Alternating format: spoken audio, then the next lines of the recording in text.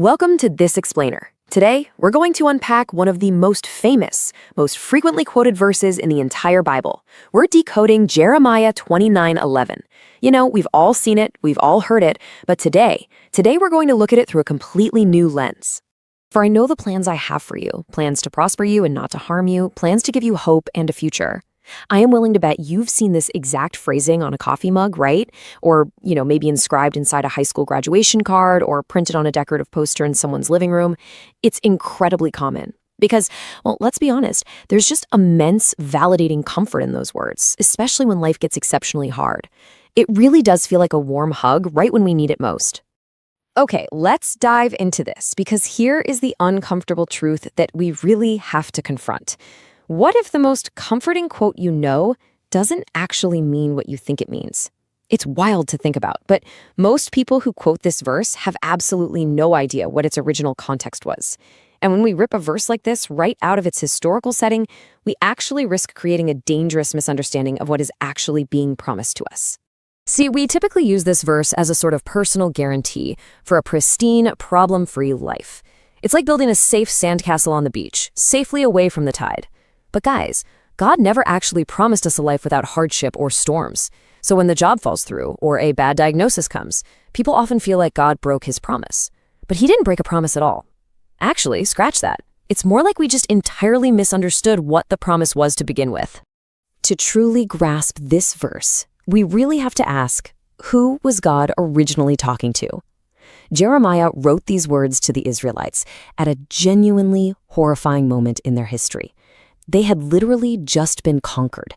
Their city was destroyed, their sacred temple was in absolute ruins, and they were forcefully deported, dragged hundreds and hundreds of miles away, to live as prisoners of war in a foreign land called Babylon. They were captive exiles. The whole shebang, everything they knew and loved, was entirely gone. Now, what's really interesting about this slide is the massive historical pivot hidden right there in the text. If you look at the verse that comes right before the famous coffee mug quote, Jeremiah 29, verse 10, God says, "When 70 years are completed for Babylon, I will come to you and fulfill my good promise to bring you back to this place." This literally shatters the way we normally read the next sentence. 70 years.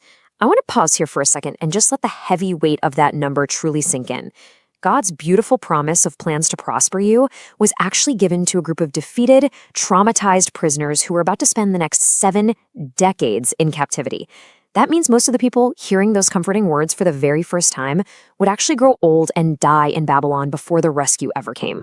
In our modern lives, when things go wrong, we immediately expect an instant one-day fix. Or maybe, if we're really patient, we can hold out hope for a few months. But 70 years? That was God's actual timeline in Babylon. His plan was unfolding over entire generations. And this teaches us something absolutely profound. Just because your prayer hasn't been answered immediately, it doesn't mean there is no plan.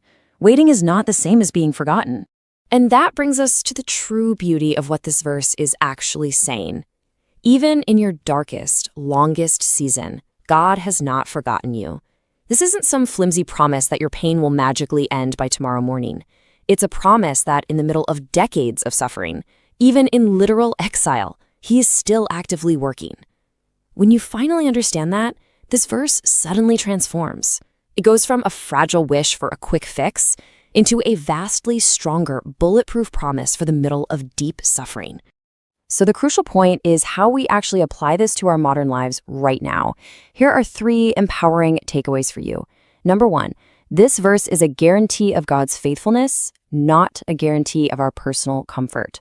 Number 2, God's timeline is almost always much longer than our own, and we just have to trust that larger scope. And number 3, we are called to live faithfully right in the middle of the wait. You don't just pause your life until the hardship passes. Which leads us perfectly into this incredible instruction God gave those exiles just a few verses earlier. He said, build houses, plant gardens, and seek the good of the city.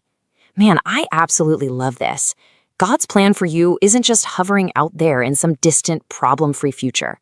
His plan includes you blooming right now, right in the middle of whatever difficult, messy season you are currently stuck in. You are meant to build, to plant, and to live faithfully today. This incredible paradigm shift, discovering the rich, powerful truth hidden behind a misunderstood verse, is exactly why the source author wrote the book Bible Decoded. It essentially serves as a guide to rescue the most famous verses from these out-of-context misinterpretations. It puts scripture right back into its true historical setting in plain language, so we can finally stop settling for the coffee mug version and start understanding what was actually meant all along. Because ultimately, context gives you a much, much stronger foundation. Think about it. A weak promise that says everything will be easy completely shatters the second life actually gets hard.